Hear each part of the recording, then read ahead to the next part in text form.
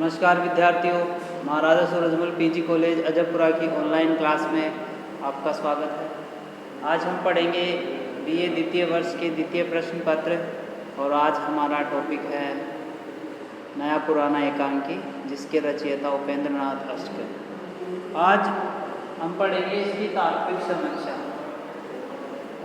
एकांकी के तत्वों के आधार पर इसकी समीक्षा करेंगे।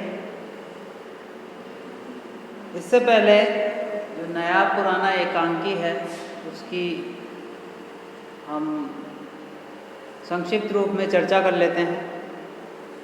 नया पुराना एकांकी उपेंद्र नाथ अष्टकर के द्वारा रचित एक चरित्र प्रधान एकांकी है।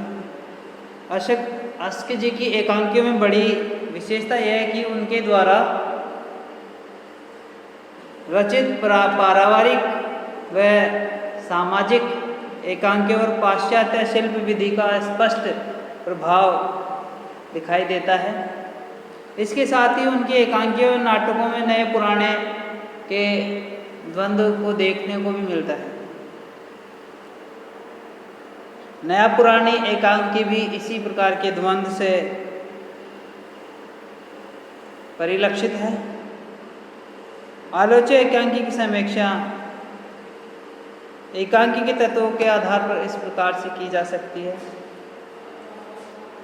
नया पुराना एकांकी है, अष्टकर जी की यह रचना है। अष्टकर जी ने अपने एकांकियों में पाश्चात्य संस्कृति को दिखाया है और उसमें नए विचारों व पुराने विचारों के बीच जो द्वंद्व पैदा होता है उसको इस कहानी में दिखाया गया है। इस एकांकी की कथा में दिखाया गया है और हम इसकी तात्विक समीक्षा करते हैं। जैसे पहले जो नाटक की तत्व है वही एकांकी के तत्व रहेंगे, लेकिन नाटक एकांकी का बड़ा रूप है जबकि एकांकी उसका छोटा रूप। एकांकी 3 या 4 अंकों में ख़त्म हो जाती है जबकि नाटक उससे बड़ा होता है। नाटक 2 या 3 दिन भी चल सकता है। आइए हम इसकी तात्विक समीक्षा करते हैं नया पुराना एकांकी की। सबसे पहले है कथा वस्तु।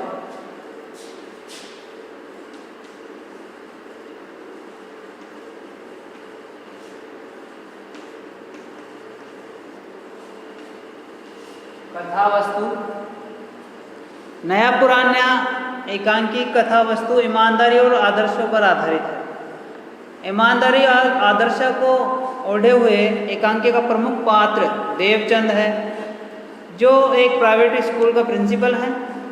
वह एक अध्यापक की पुरानी आदर्शवादी विचारधारा से पूरित है। लिली की माँ अपने व्यसनी पति से परेशान होकर 50-60 हजार के आभूषण देवचंद के पास धरोहर के रूप में रख जाती है। देवचंद उन आभूषणों में से रानी हार अपने मित्र रविदत्त की पत्नी को पहनने के लिए दे देता है। रविदत्त उस हार को वापस न देने तथा पचा जाने के लिए उसे कहता है। इस एकांकी में मूल रूप से आदर्शवाद को व ईमानदारी के आदर्शों को प्रस्तुत किया गया है।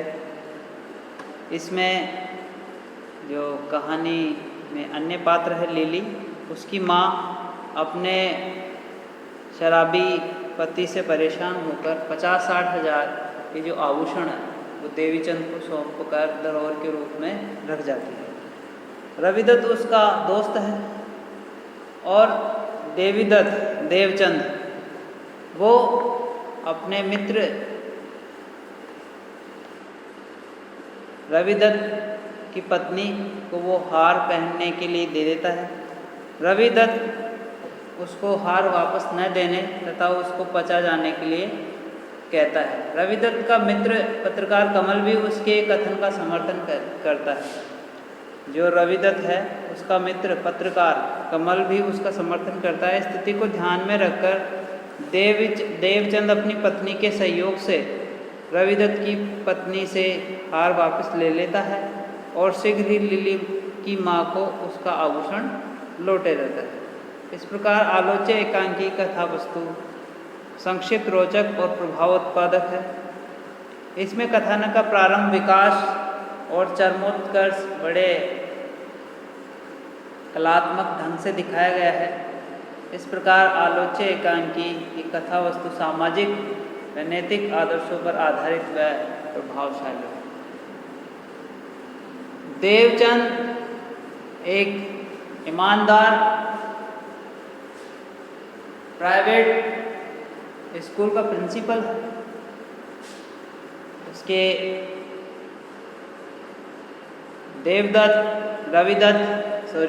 रविदत्त उसका मित्र है।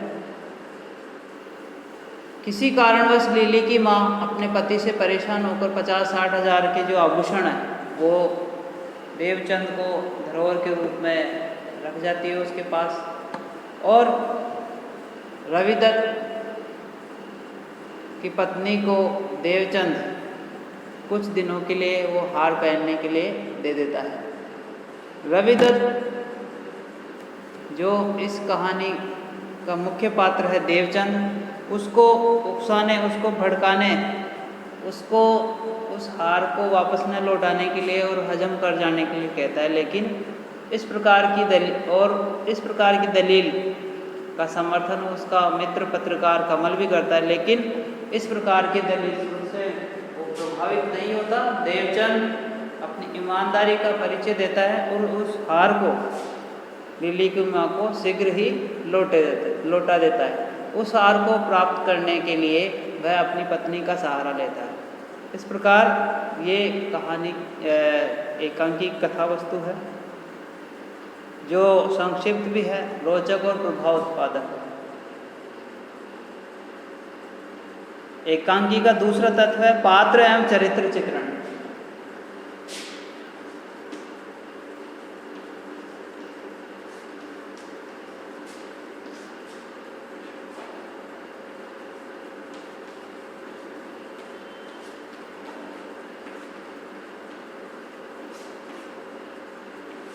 पात्र एवं चरित्र चित्रण एकांकी का दूसरा तत्व है।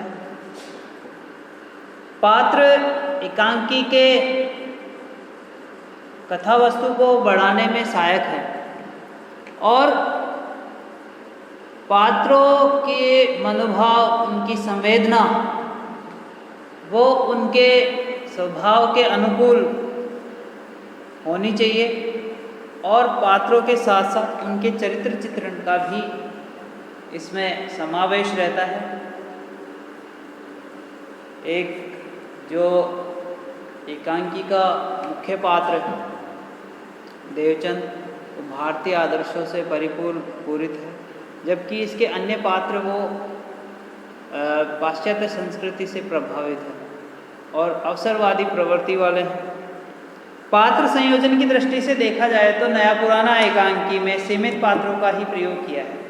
देवचंद जो इस एकांकी का प्रमुख पात्र है, एक ईमानदार और आदर्श अध्यापक है। प्रतिमा उसकी पत्नी है। रविदत्त उसका मित्र। रविदत्त की पत्नी का उल्लेख भाभी के रूप में हुआ है। कमल एक लेखक है। एक अन्य व्यक्ति का उल्लेख है जो अचल बैठा हुआ है। एक पात्र राजेंद्र है। इस प्रकार इसमें पात्र भी कम है। इन प्रयुक्त पात्रों में रविदत्त स्वार्थी, लालची और नए जमाने का बौद्धिक पात्र है जो रानी हार को हजम कर जाने में विश्वास रखता है। उसका मित्र कमल उसकी भावनाओं का समर्थक, नए समाज का प्रतीक मात्र है। प्रतिमा नारी सुलभ ईर्ष्या और शंका से पूरित है। इस कारण वे लिली की माँ से देवचंद के अनुचित संबंध होने की शंका करती है। इसी प्रकार जो इसका प्रमुख नायक है देवचंद, वो ईमानदार और आदर्श अध्यापक है। वह ईमानदार, अपने सिद्धांतों के अनुसार चलने वाला व्यक्ति है। भारतीय संस्कृति के इसमें गुण दिखाई देते हैं। इस प्रकार से एक भारतीय किसी के साथ विश्वासघात नहीं करता, वह भी विश्वासघात नहीं करना चाहता। उसके मित्र रविदत्त स्वार्थी स्वभाव का और बौद्धिक पात्र है, नए जमाने की उसकी सोच है। तो देवचंद व रविदत्त में एक वैचारिक संघर्ष रहता है, लेकिन फिर भी वो मित्र है। प्रतिमा उसकी देवचंद की पत्नी है, जिसकी सहायता से वह कमल रविदत्त की पत्नी से हार वापस लेता है। और प्रतिमा नारी सुलभ, ईर्ष्या, द्वेष, शंकालु प्रवृत्ति की इसमें दिखाई गई है। इसके पात्र व चरित्र चित्रण उनके स्वभाव के अनुसार ही है। आइए हम देखते हैं तीसरा तत्व, कथोपकथन या संवाद।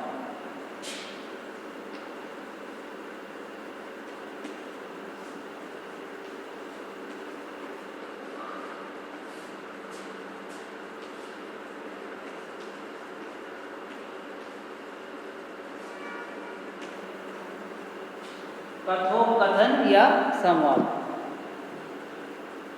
एकांकी को प्रभावित करने के लिए, एकांकी से पाठकों को प्रभावित करने के लिए उसके कथोपकथन बहुत मजबूत होने चाहिए।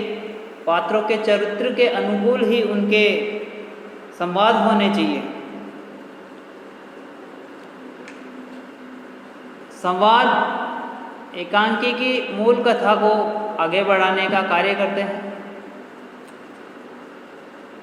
जो कथा पात्रों के माध्यम से आगे बढ़ती है, वह टेक्स्ट रूप में संवादों के द्वारा ही व्यक्त होती है। एकांकी कथा का विकास एवं उद्देश्य का प्रकटीकरण संवादों के माध्यम से होता है। इसी दृष्टि से देखा जाए तो नया पुराना एकांकी कथोपकथन कथा वस्तु को विकसित करने वाले, पात्रों के चरित्र को चित्रित करने वाले, संक्षिप्त, रोचक एवं उद्देश्य की ओर जाने के लिए सर्वाधिक उपयुक्त है। आइए उदाहरण देखते हैं संवादों के। देवीचंद प्रतिमा से कहता है, मैं सोच रहा हूँ। प्रतिमा कहती है, क्या सोच रहे हैं आप? देवचंद, आज रवि ने मुझे एक बड़ी मुश्किल में डाल दिया। प्रतिमा, वैद्य जी ने? देवीचंद, हाँ वैद्य जी ने। इसी प्रकार कहा जा सकता है कथोपकथन या संवाद की दृष्टि से आलोच्य एकांकी अपने आप में सफल है। इसके संवाद छोटे छोटे व प्रभाव उत्पादक हैं। पात्रों के चरित्र चित्रण करने में ये तत्व सर्वथा उपयुक्त हैं। अगला तत्व है देश काल एवं वातावरण।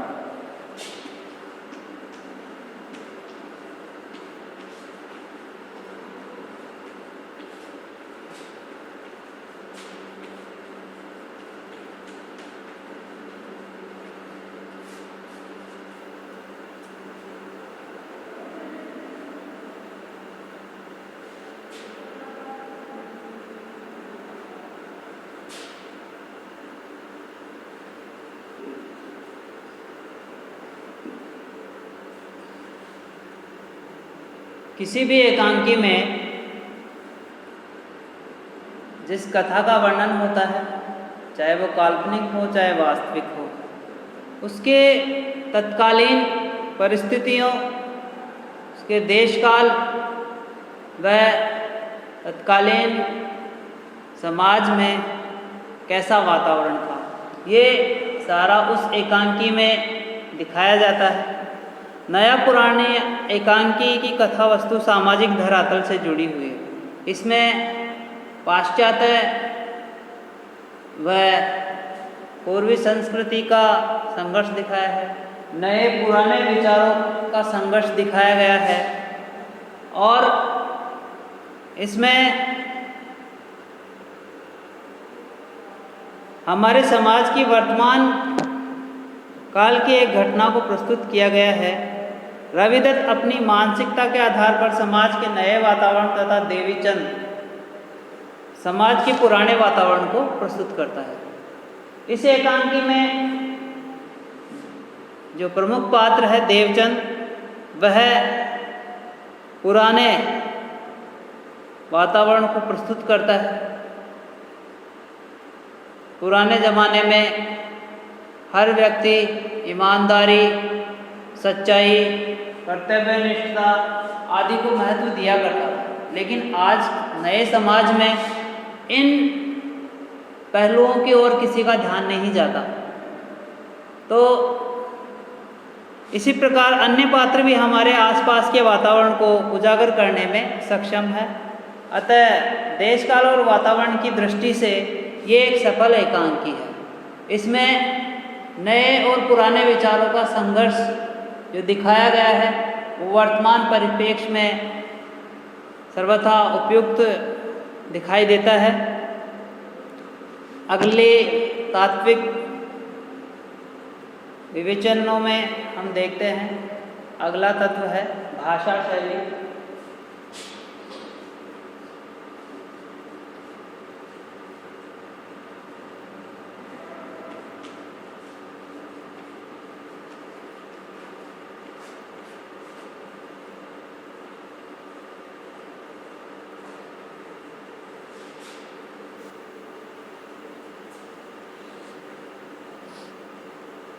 एकांकी के तत्वों में पांचवा तत्व है भाषा शैली। और भाषा शैली के माध्यम से ही संवादों को प्रकट किया जाता है। जो एकांकी जितने अधिक भाषा शैली रंगमंच की दृष्टि से उपयुक्त होगी, वह एकांकी उतनी ही प्रसिद्धि हासिल करेगी। एकांकी मूलतः रंगमंच पर अभिनय की जाती है। कथा वस्तु के आधार पर इसमें सभी प्रकार के पात्रों का प्रयोग होना स्वाभाविक है, परंतु पात्रों की अपनी भाषा शैली होने के कारण इसमें स्वाभाविकता आ जाती है और दर्शक रंगमंच से जुड़कर मनोरंजन करना चाहते हैं। इनमें पात्र अपने संवादों के माध्यम से अपनी भाषा शैली को प्रकट करते हैं और वह भाषा शैली पाठकों को आकर्षित करती है, उनका मनोरंजन करती है।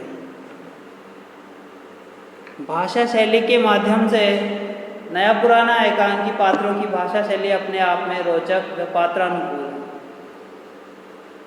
पात्रों का जैसा स्वभाव है, उनकी मनोस्थिति जैसी है, वैसी ही उनकी भाषा शैली इस एकांकी में दिखाई गई है। देवचंद और रविदत्त के संवादों में उर्दू के शब्दों के साथ साथ शुद्ध हिंदी का प्रयोग भी हुआ है और प्रसंगानुकूल अंग्रेजी भाषा के भी कुछ शब्द प्रयुक्त हुए हैं। भाषा शैली के प्रयोग की दृष्टि से ये एकांकी एक सफल एकांकी है। अगला तत्व है उद्देश्य।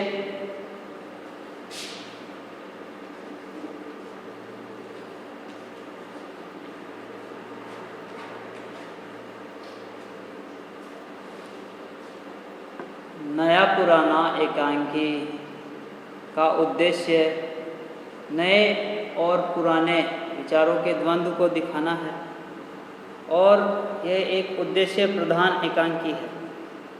इसमें प्राचीन विचारों व आधुनिक विचारों का सामंजस्य करके या उनके द्वंद्व को दिखाया गया है और पाठकों को ये समझाने का प्रयास किया है कि जो प्राचीन विचार है वो कहीं ना कहीं हमें जीवन में आगे बढ़ने के लिए, हमें प्रेरित करने के लिए अति आवश्यक है, सफल होने के लिए अति आवश्यक है।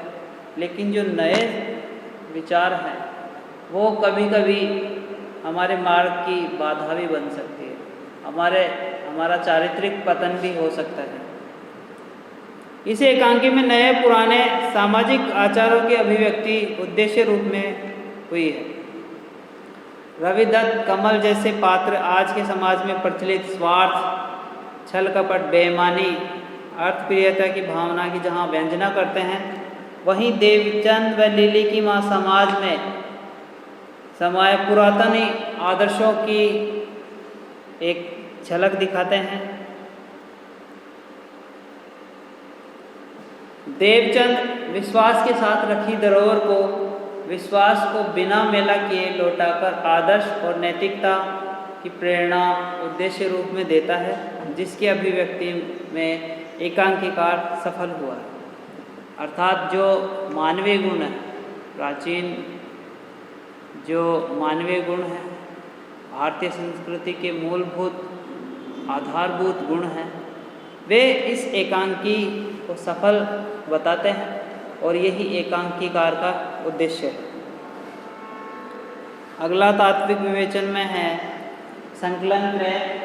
यहाँ मैं लिखता हूँ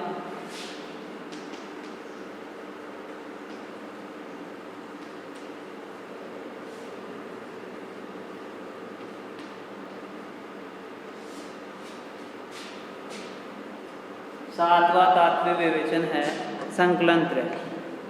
एकांकी में स्वाभाविकता उत्पन्न करने के लिए कार्य, काल और स्थान की एकता का होना महत्वपूर्ण है। एकांकी में स्वाभाविकता एकदम सटीक लगे, उत्पन्न करने के लिए कार्य, काल और स्थान की एकता का होना महत्वपूर्ण है। इस दृष्टि से देखा जाए तो इस एकांकी में एक ही दृश्य और एक ही कार्य है। स्थान की दृष्टि से देवचंद के कमरे में सभी घटनाओं का चित्रण है। इस प्रकार संकलन त्रय दृष्टि से ये एक सफल एकांकी है। संकलन त्रय में कार्य, काल और स्थान की एकता होना अति आवश्यक है, जो इस एकांकी में दिखाया गया है। एक ही दृश्य में एक ही कार्य है। स्थान की दृष्टि से जो देवचंद के कमरे की घटनाओं का चित्रण है, इस प्रकार संकलन त्रय दृष्टि से एक सफल एकांकी कही जा सकती है।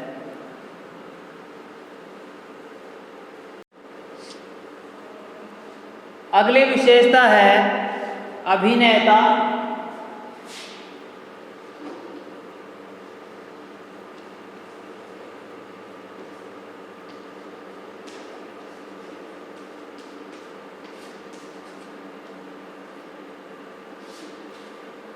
अभिनेता एकांक की सफलता के लिए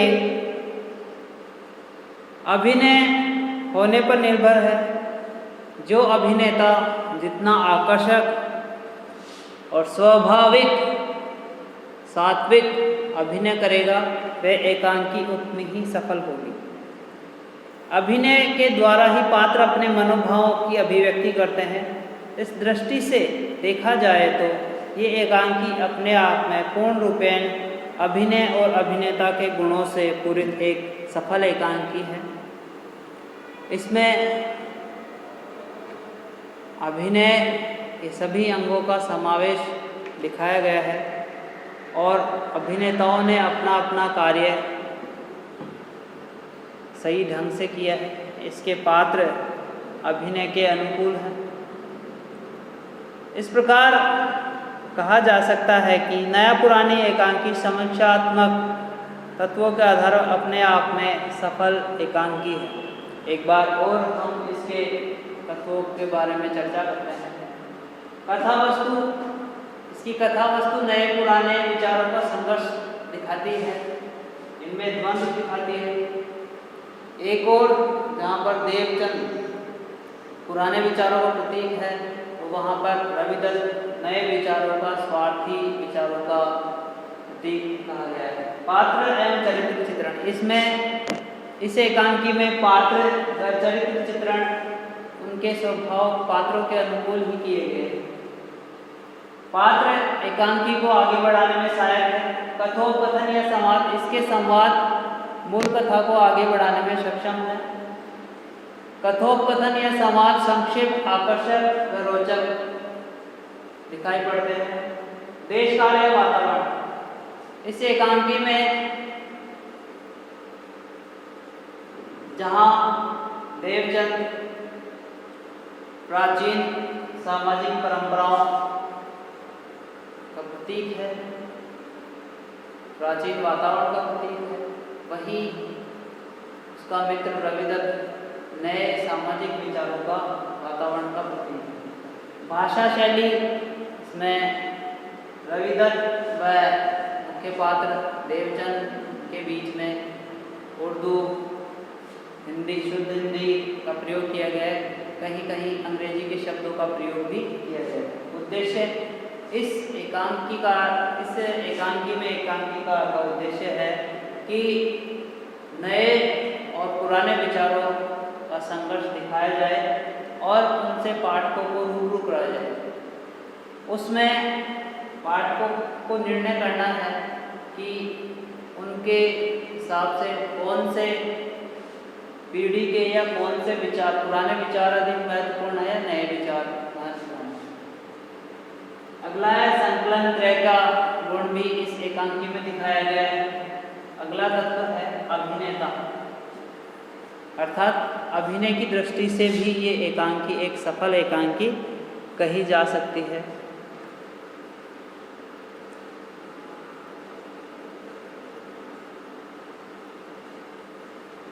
नया पुराना एकांकी में नए विचारों व पुराने विचारों के बीच में संघर्ष, द्वंद्व दिखाया गया है, जो वर्तमान परिप्रेक्ष्य में भी सर्वथा उचित बैठता है। इस प्रकार यह एकांकी एक सफल एकांकी कही जा सकती है। आज के लिए ही इतना ही। धन्यवाद।